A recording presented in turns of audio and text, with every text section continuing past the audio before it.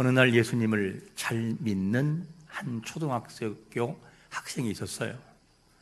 이 학생은 초등학생이지만 초등학교 때 예수님을 진짜 인격적으로 만났어요. 그래서 이 예수님을 만난 그의 마음속에 자기 가족을 생각하는데 사랑하는 아버지가 예수님을 안 믿는 거예요. 그래서 아빠, 예수님 믿으세요. 교회 나가셔야 돼요. 그렇게 계속 반복해서 얘기하지만 아빠는 하는 말이 너부터 예수나 잘 믿어. 나중에 나는 틈날 때 나갈게. 그리고 교회를 안 나가는 거예요. 이런 상황에서 그러던 어느 날 마음 아픈 슬픈 일이 벌어지고 말아요. 그게 뭐냐? 그렇게 아빠를 사랑한다. 아빠 교회 나가세요. 예수님 믿으셔야 돼라고 그렇게 복음을 증거했던 초등학교 학생이 교통사고로 사망을 해버려요. 그래서 이 아버지는 너무나 마음이 아파서 상심한 상태에 놓여 있었어요. 그리고 아들이 죽은 이후에 좀 시간이 지난 다음에 이제는 유품을 정리해야 돼서 어디로 들어가느냐? 아이의 방으로 들어가요. 그리고 아이의 유품을 하나 둘 정리하다가 일기장 하나를 발견하는데 노트에 사고 전날 썼던 일기가 있는 거예요. 거기에 그 일기에 뭐라고 써 있냐면, 하나님, 우리 아빠 꼭 예수님 믿게 해주세요. 하나님, 아빠가 예수님을 믿기 위해 내가 죽어야 한다면 나는 죽기를 원해요. 내가 죽어서라도 아빠를 예수를 믿게 해주세요. 이게 교통사고 나기 전날 썼던 아이의 일기였었습니다. 이것을 봤던 아버지 마음은 메어지는 거예요. 너무너무 마음이 아파서. 그러면서 이 아빠가 너무너무 후회를 하면서 하는 말이 뭐냐면, 예수를 믿는 것이 이렇게 중요한가? 생명을 내놓고 내가 믿어야 할 일이던가? 그리고 드디어 그 아이의 유언처럼, 일기장처럼 그 앞에서 회개를 해요. 하나님 잘못했습니다. 회개를 하고 예수님을 그 자리에서 영접하게 되는 이 역사가 실제 있었어요. 이게 누구냐? 수백만의 젊은이를 그리스도 앞으로 인도하는데 큰 몫을 감당했던 대학생 선교회 국제본부 부총재예요. 이런 일이 벌어졌어요. 사실은 아들의 생명과 아버지의 생명을 바꾼 것이죠. 복음은 분명히 능력이 있어요. 복음은 우리가 생각하지 않은 방법을 통해서도 역사하고 도무지 이해가 안 되는 방법으로 영혼을 부르는 사건들이 우리에게는 많이 있어요. 방법은 다양해요. 그래서 어떤 일이 있어야 되느냐? 우리가 복음을 전가하는 일에 소홀함이 없어야 돼요. 오늘 주어진 이 시간, 내일이라고 하는 것은 나에게는 없어요. 오직 사실 우리에게는 오늘만이 있는 거예요. 오늘. 내일은 내가 어떻게 갈지를 모르기 때문에 오늘 이 시간, 나에게 주은 이 시간이 우리에게 전부인 것을 알고 최선을 다하는 자가 되시기를 축원합니다. 이게 복음의 역사지요. 그래서 복음을 증가할 때 어떤 사람은 입술로 복음을 잘 증거해요. 그 사람이 가기만 가면 돌아오는 역사가 있고, 근데 어떤 사람은 말은 하진 않아요. 근데 뭘로 보여주느냐? 삶으로, 행동으로 예수님의 살아계심을 보여줘요. 그리고 그 사람을 바라보고 나도 함께 교회 가자. 그리고 예수님 앞으로 인도하는 또 그런 사람도 있어요. 우리가 어떤 은사를 가졌든지 간에 내가 주어진 현실 여기에서의 최선을 가지고 하나님께 나가면 하나님이 영광 받으시는 것을 믿으시기를 축원합니다. 오늘 본문에도 복음의 열정에 사로잡힌 바울이라는 사람이 등장을 해요. 바울은 복음 때문에 로마 감옥에 갇혀 있는 상태에 있었어요. 당시에 바울이 감옥에 갇혀 있었지만 그런데 빌립보 교회를 잊을 수가 없어요. 왜 그러냐? 빌립보 교회와 바울과는 어떤 관련이 있냐면, 바울이 복음을 증거하기 위해서 성령의 인도하심을 받아 하나님의 인도하심을 따라서 마게도냐로 건너왔는데 그 첫 성이었던 바로 그곳에서 복음을 제시해요. 복음을 제시하는데 바울이 빌립보 강변에서 몇몇 사람들에게 복음을 증거해요. 그때 누가 감동을 받느냐? 여성도인 루디아가 큰 감동을 받고 바울이 완전히 지지를 하게 돼요. 도와주고 협력하고. 이래서 첫 번째 세워진 이 유럽 최초의 교회가 어디냐? 빌립보 교회예요. 이것 때문에 바울은 이 빌립보 교회를 잊을 수가 없었습니다. 그런데 문제가 뭐냐? 바울이 감옥에 갇혀 있으니까 성도를 만날 수가 없는 거예요. 그래도 바울은 그 빌립보 교회를 잊지 않았고 또 빌립보 교회도 바울이 잊지 않았어요. 계속 지원을 해주고 기도해주고 아끼는 마음으로 그렇게 지원한 것이 빌립보 교회가 바울을 생각하는 마음이었습니다. 이런 상황이 있을 때 당시 빌립보 교회에도 여러 문제를 안고 있었어요. 때로는 불화되는 좀 안 좋은 일이 교회 안에 있었고, 그리고 거기에다가 누가 또 방해하느냐? 유대주의자가 들어와서 바울이 전했던 순수한 복음, 예수 그리스도를 믿으면 구원이 있습니다 라고 증거했던 이것을 어떻게 하느냐? 변질시켜버려요. 예수를 믿어야 하지만 거기에 뭘 해야 하느냐? 율법을 지켜야 구원받고 할례를 행해야 구원이 있다라고 하는 것을 덧붙여버려요. 그러니까 성도들이 혼란스러운 거예요. 이런 상황이 있었고, 그리고 이런 상황에서 바울이 감옥에 갇혀 있는 것 때문에 낙심하는 성도가 있었어요. 그래 이들에게 편지를 써서 위로하는 내용이 오늘 본문 내용이 되겠습니다. 자, 우리는 여기서 이렇게 한번 질문하면서 들어가면 좋겠어요. 바울이 감옥에 갇혀 있으면서 낙심하지 않은 이유가 어디 있을까? 만약에 우리가 복음을 증거하다가 예수님 믿다 감옥에 갇혔다 그러면 용납하겠어요? 그거 이해를 하시겠습니까? 내가 하나님을 위해 목숨을 바치려고 각오했는데 왜 나에게 이런 일이 생기냐고 막 따지고 들고 난리가 날 거예요. 바울을 보면 그런 대답이, 그런 말이 하나도 없어요. 복음을 증거하다가 감옥에 갇혀 있는데도 불평이 없고 도리어 감사와 감격으로 나아가는 바울의 이 모습. 분명히 바울은 복음을 위해 억울한 일을 당하고 있음에도 불구하고 태연한 자세를 취해요. 그의 생각에 무엇이 있었기에 억울함을 마음의 그릇에 마음껏 담을 수 있었을까 하는 질문이에요. 이런 질문을 던지면서 본문에 들어가 봐야 돼요. 바울의 폭넓은 마음, 고난을 수용하는 이 마음, 이 모든 비결은 어디에 있느냐? 하나님을 정말 인격적으로 만나서 그분과 교제하기 때문에 가능했던 것을 믿으시기를 축원합니다. 여러분, 하나님을 인격적으로 정말 만나고요, 그분과 늘 교제하고 나가다 보면은 우리의 헛된 생각들이 들어오기는 오지만 전혀 힘을 발휘하지 못해요. 우리의 모난 인격들을 전혀 발휘하지 못해요. 왜냐? 성령의 능력으로 그냥 사로잡고 그 길을 가지 못하도록 만들어 놓기 때문이죠. 이게 뭐냐? 하나님을 인격적으로 만난 사람의 보통의 모습인 것을 알 수 있습니다. 자, 하나님을 인격적으로 만난 바울은 한마디로 말하면 성숙한 신앙이었어요. 이 바울의 성숙함은 어디서도 흘러나오느냐? 감옥에 갇힌 상태에서도 흘러나와요.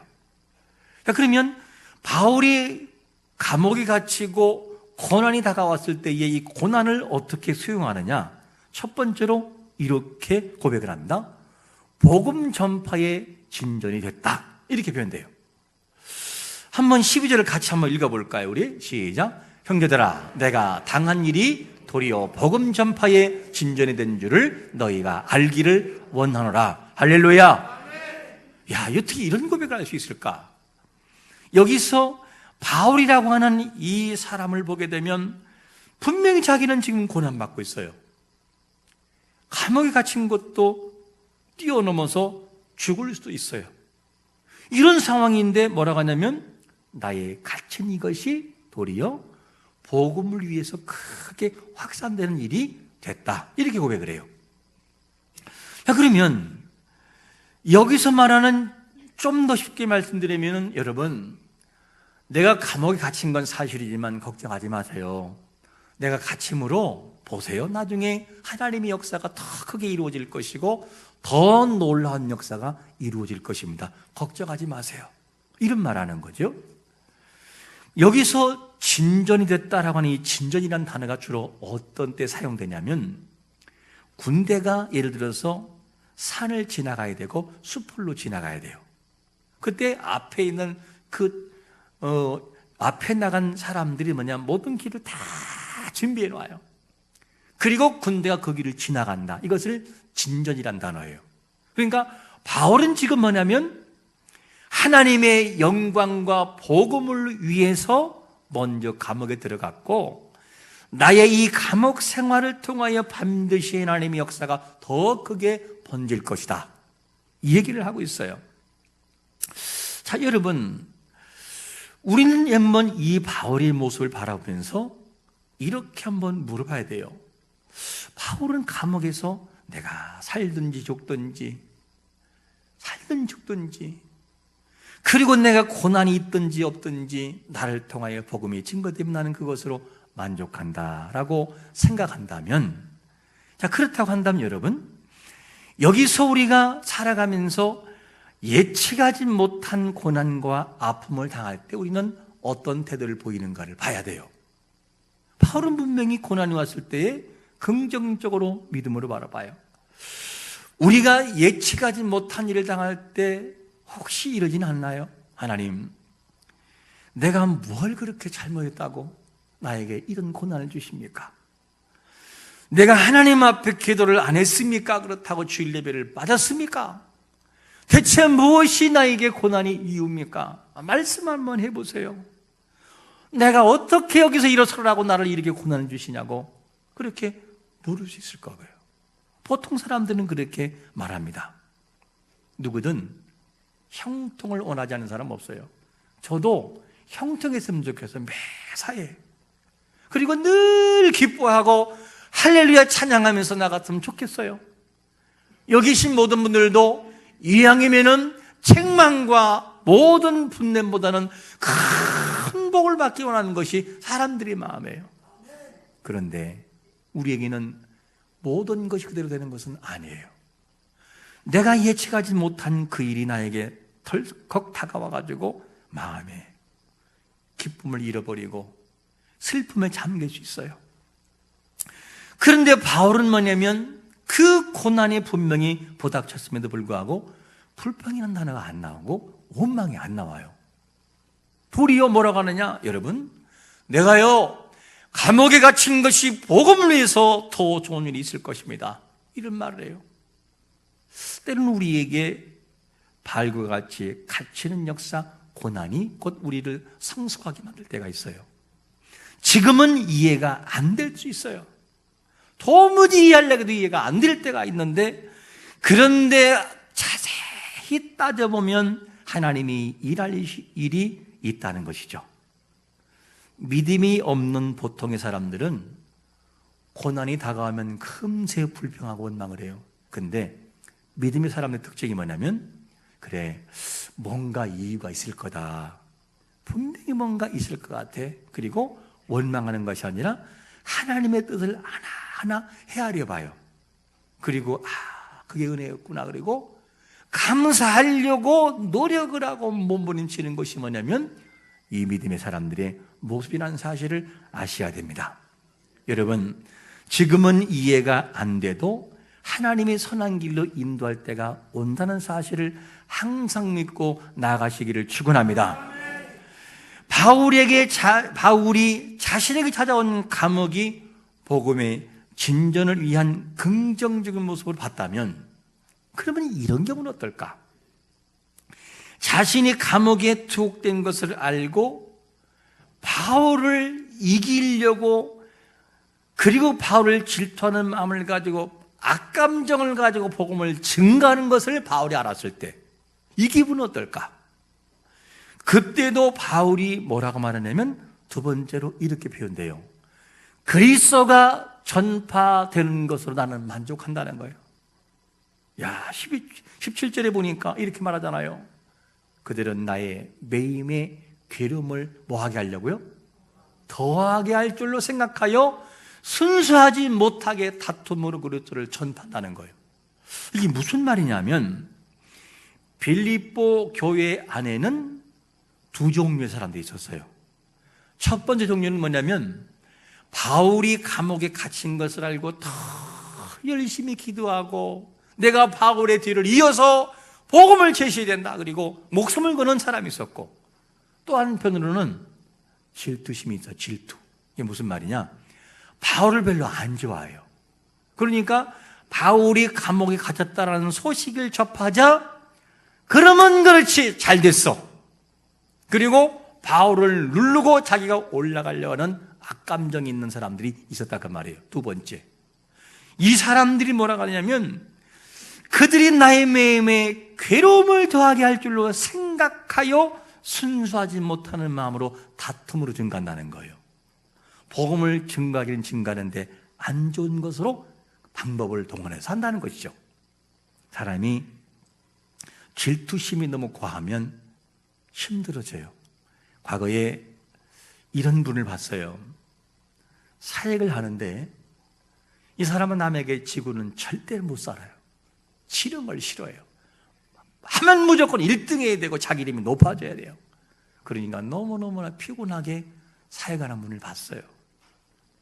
그래서 이분이 한날 자기의 경쟁 상대가 자기보다 훨씬 칭찬을 받고 잘했어요.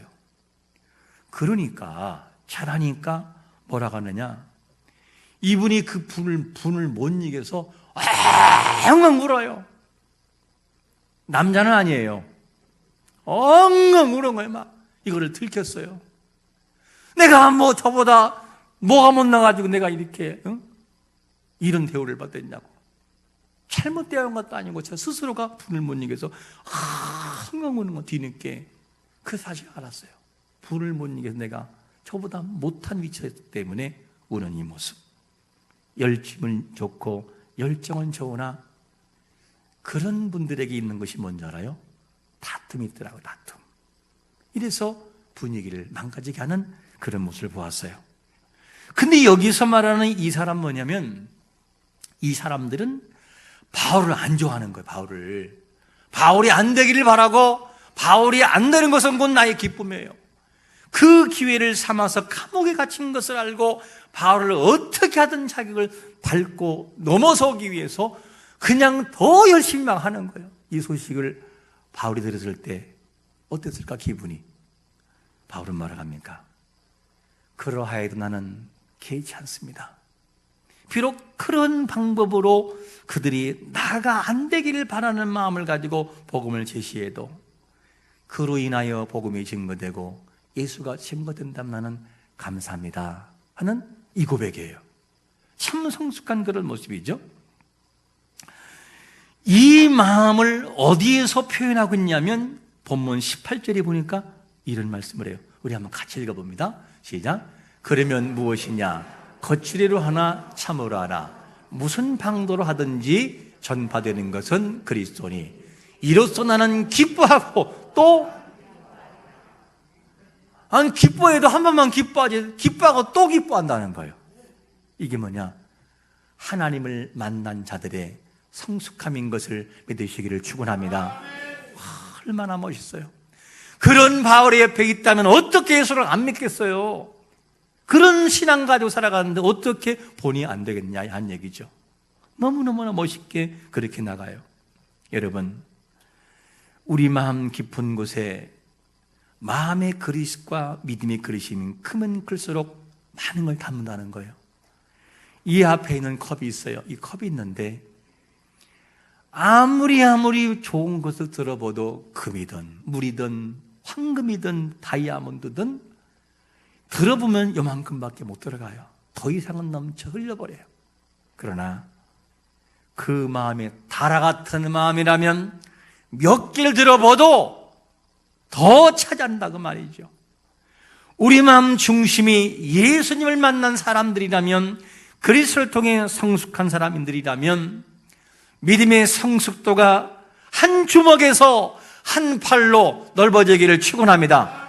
그래야 그런 모습을 보고, 야, 저 사람은 보통 사람이 아니다, 나도 믿으려면 저렇게 믿어야지 하는 복음의 확산이 진전이 이루어진다는 거예요. 이거를 바울은 삶 현장을 그대로 보여주는 것을 봐요. 바울은 이런 모습을 해내고 말아요. 주님이 왜 그렇게 마음이 넓지요? 주님의 마음 속에는 수많은 사람 다 들었어요. 강도, 살인자, 범죄자부터 시작해서 모든 사람과 주님은 다 마음으로 품을 수 있어요. 왜? 그들을 사랑하기 때문에. 그게 주님의 마음이에요. 바울이 그 주님의 마음을 닮았기 때문에 그렇게 넓어질 마음을 갖는 것입니다. 여러분, 우리를 향해서 비방을 하고 때로는 욕할 수 있어요. 보통적인 생각을 가지면은 이거 억울해서 못 참다니까요. 그런데 내게 좀 손해가 되어도 그때마다 주야 그러면서 주님을 생각하고 바다에 죄악들을 던지면 물방울 펴지도 않나요? 그리고 그걸 수용하는 거예요. 하나님 하고 하나님께 맡기는 좀 더 넓은 마음을 가지고 우리가 살아갈 때, 이거 얼마나 멋있는 마음이에요.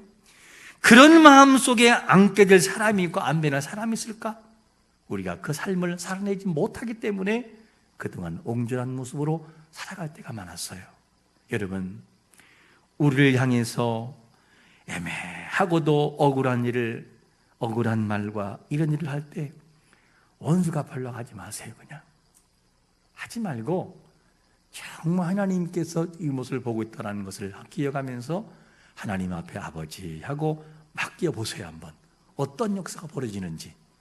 이런 것들을 많이 체험하는 삶을 살아갈 때 성숙도가 높은 거예요. 이게 필요합니다. 그래서 하나님을 생각함으로 잘 찾는 자들에게 하나님이 어떤 은혜를 주시냐면, 베드로 전서 2장 19절과 20절은 이렇게 말하잖아요. 부당하게 고난을 받아도 하나님을 생각함으로 슬픔을 참으면 이는 아름다우나 죄가 있어 매를 맞고 참으면 무슨 칭찬이 있으리요. 그러나 선을 행함으로 고난을 받고 참으면 이는 하나님 앞에 뭐라고요? 아름답다는 거예요. 하나님이 모르냐고 다 알고 계시죠, 그거를. 근데 그를 참느냐 못 참느냐, 이거의 차이는 엄청난 차이인 거예요. 믿음의 차이와 그렇지 않은 것의 차이예요. 이것을 하나님께서 잘 참는 것을 아름답다라고 표현하죠. 부당한 일을 당해도 하나님을 깊이 생각함으로 그 모든 것을 마음에 수용하여 우리로 하여금 하나님을 믿는 사람이라고 하는 빛을 사람들에게 보여주는 자가 되시기를 축원합니다. 그게 멋있는 성숙한 사람이잖아요. 바울이 이렇게 해서 자기에게 손해를 끼치는 사람도 넉넉함으로 마음에 품어요. 알아요. 그래요. 그래도 좋습니다. 나는 당신의 입을 통하여 주님이 증거되면 나는 그것으로 만족합니다. 아니, 이 고백. 이것뿐만이 아니고 바울의 신앙관이 너무 멋있는 게 뭐냐면 이런 부분도 초월해요. 세 번째로 뭘 초월하느냐? 생사를 초월해요. 20절과 21절을 제가 한번 읽어볼게요. 나의 간절한 기도와 소망을 따라 아무 일에든지 부끄러워하지 아니하고 지금도 전과 같이 온전히 담대하여 살든지 죽든지 내 몸에서 그리스도가 존귀하게 되려 하나니 이는 내게 사는 것이 그리스도니 죽는 것도 뭐라고요? 유익하다는 거예요. 야, 어떻게 이런 고백을 할 수 있을까? 바울의 고백이 하는 것이 뭐냐면 지금 바울은 어디에 있어요? 감옥에 있단 말이에요. 그런데 감옥에서 바울이 기다리고 있는 것이 뭐냐면 재판에서 판결이 잘못 나면 사형집행이에요. 그냥 이런 상황인데도 뭘 걱정한 줄 알아요? 계속 본문 띄워주세요. 이 20절부터 띄워주시면 뭐라고 말하냐면 나의 간절한 기도와 소망을 따라 아무 일이든지 뭐하지 않고 부끄러워하지 아니하고 언제처럼 지금도 전과 같이. 이게 무슨 말이죠? 바울이 지금 감옥에 갇혀 있어요. 근데 바울이 걱정하는 것은 뭐냐면 내가 오늘 재판 날짜네. 언제 나가지? 잘못하면 나 죽는데. 이거 걱정하는 게 아니고 감옥에 갇혀 있으면서 생각하는 것이 뭐냐면 전을 생각해. 전에가 언제냐? 하나님을 생각함으로 과감하고 담대하고 죽음도 무서워하지 않았던 담대한 모습으로 복음을 증감으로 사람들에게 감동 줬던 그 생생한 라이브적인 기억을 마음속에 담고 있어요. 근데 혹여 내가 감옥에 갇혀 있다고 혹시 이 환경을 바라보고 죽을까봐 두려워하거나 덕을 세우지 못하면 안 되는데 하나님, 내가 두려워합니다. 내 마음에 전과 같이 담대하여 하나님을 증거하게 달라고 하는 이 고백이 성숙한 바울의 고백이었어요. 여러분, 우리의 모습 속에서 이런 담대함과 하나님이 기뻐하시는 고민이 항상 있으시기를 축원합니다. 이게 바울의 맛있는 성숙도였어요. 내가 살든지 죽든지 하나님의 이름이 높아지기를 원한다는 이 고백. 이것이 어떻게 가능할까? 우리의 일반 상식은 사실은 불가능해요. 근데 방법이 뭐냐면 성령의 능력에 사로잡히고 성령과 교제하고 성령이 내 마음을 지배하면 목숨도 아깝지 않아요. 제가 이런 말을 하는 것은 안 해보고 하는 얘기가 아니고 실제 해보고 하는 얘기예요. 와, 진짜 거듭남의 성령의 능력으로 체험할 때는요, 어느 정도까지 영혼을 사랑하는 마음이 드냐면, 하나님, 내가 비록 지옥에 떨어져도 저 영혼 사랑해 주세요. 저 영혼 하나님 살려주세요. 그런 고백이 나와요, 스스로 그냥. 모세가 그랬잖아요. 자기 이름을 지워줘도 좋으니 이스라엘을 포기하지 말아달라고. 그런 고백을 합니다. 그래서 이 바울이 인격적으로 정말 만나니까 보통 사람이 생각할 때는 안 될 것처럼 보이는 것도 그렇게 하더라는 거예요. 어떻게? 하나님을 정말 만나고 인격적으로 만나면 이런 고백과 역사가 우리도 해낼 수 있음을 믿으시기를 축원합니다. 내가 죽지 않으면 성령과 교제가 안 돼요. 성령과 교제하고 성령님이 내 마음을 지배하면 내 아집은 점점 줄어들어요. 그리고 이만한 염려가 점점 줄어들어서 염려가 안 보이는 것처럼 돼버려요.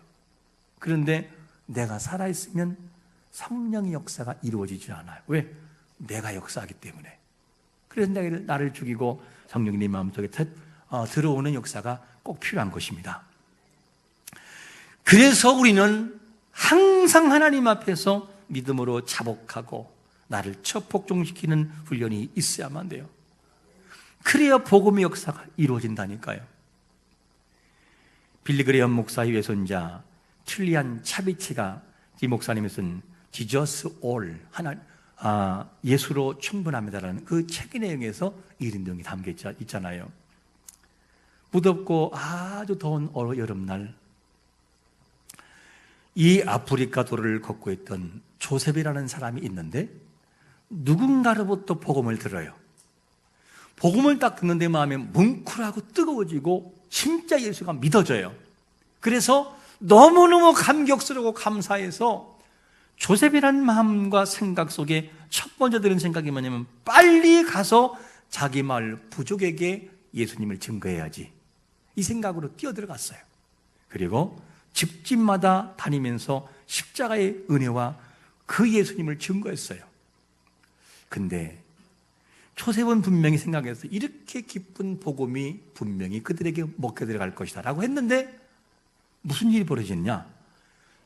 복음이 막 증가할 때마다 점점 사람이 난폭해지기 시작을 하고, 심지어는 동네 사람, 그렇게 친했던 동네 사람 자기를 엎어놓고 꽉 묶어놓고 여인들은 가시처럼 막 때려요, 이 사람을. 그리고 초죽음 당해 거의. 그리고 숲속에다 버려버려 죽으라고. 근데 천천히 살아가지고 물을 찾아가지고 기어가서 먹고 살아났어요. 그리고 생각을 한 게 뭐냐?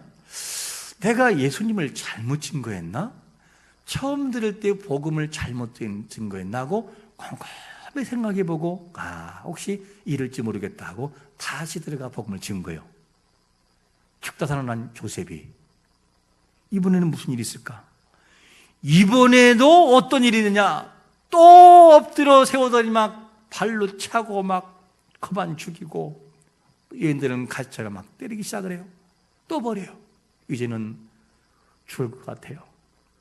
그리고 또 그나마 또 간신히 상처투성으로 일어나요.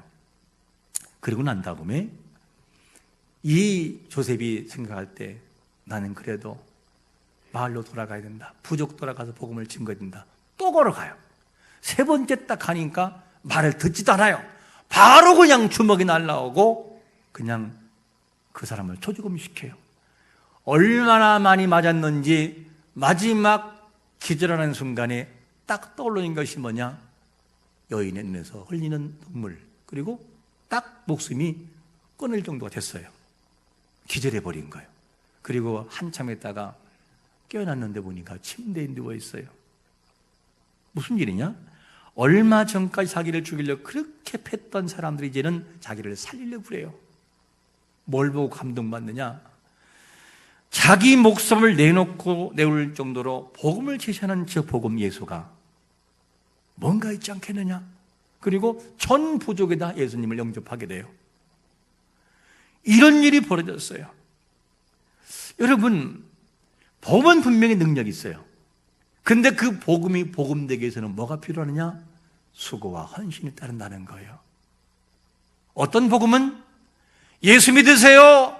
그래야 천국 갑니다. 할렐루야 아멘 하고 돌아오는 사람도 있는가 하면 한 영혼을 살리기 위해서 목숨까지 버려야 되는 수고와 헌신도 우리에게는 있다는 거예요. 그래야 그 사람으로 하여금 사람들이 변화받고 돌아온다는 사실이죠. 오늘 본문에 나오는 바울은 복음을 위해서 감옥에 갇혔어요. 자기를 욕을 하고 자기가 안 되길 바라는 억울한 일도 당했어요. 심지어는 사형 집행을 기다리고 있는 자신의 모습이었어요. 그런데도 그는 입술 속에는 복음이 증언돼요. 이 복음을 통해서 빌립보 교회가 위로를 얻고 사람들이 힘을 얻고 복음을 통해서 돌아오게 되죠. 지금 우리도 그 사실을 듣고 있어요. 오늘 우리가 기억할 말씀은 하나님을 만난 자예요. 하나님 만난 자. 하나님을 인격적으로 만난 자들이 수고와 헌신을 아끼지 않을 때 바울이 해냈던 그 일들과 역사를 우리도 해낼 수 있음을 믿으면서 내가 선 자리에서 내일이 아니고 오늘 여기에서 내가 할 일에 최선을 다하여 주의 이름을 높여나가 그 속에 나오는 열매가 복음으로 확산되고 열매로 확산되는 역사가 있으시기를 예수 그리스도의 이름으로 축원합니다. 아멘.